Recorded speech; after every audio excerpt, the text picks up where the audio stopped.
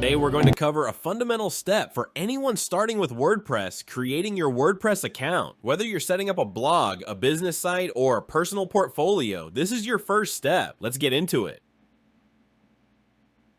First, let's clarify what a WordPress account is. There are two main types. 1. WordPress.com. Account for those who want to use WordPress's hosted service with built-in features.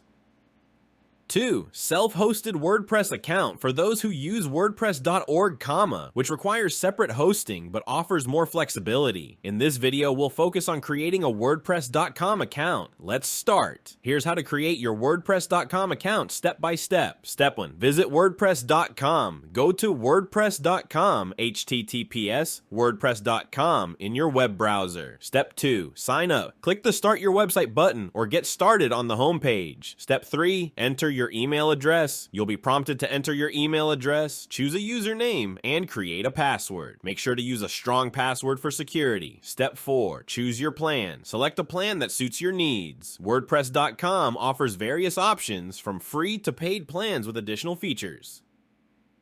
For this tutorial, choose the free plan. Step 5. Pick a domain. You'll need to choose a domain name for your site. You can pick a free WordPress.com subdomain, for example, yoursite.wordpress.com, or use a custom domain with a paid plan. Step 6. Set up your site.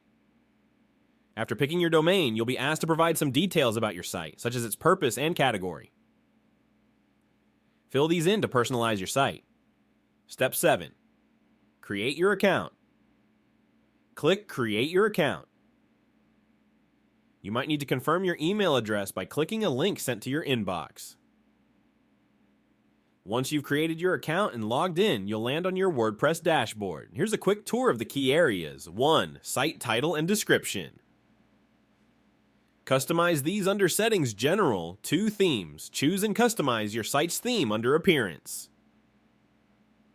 Themes. 3. Pages and posts.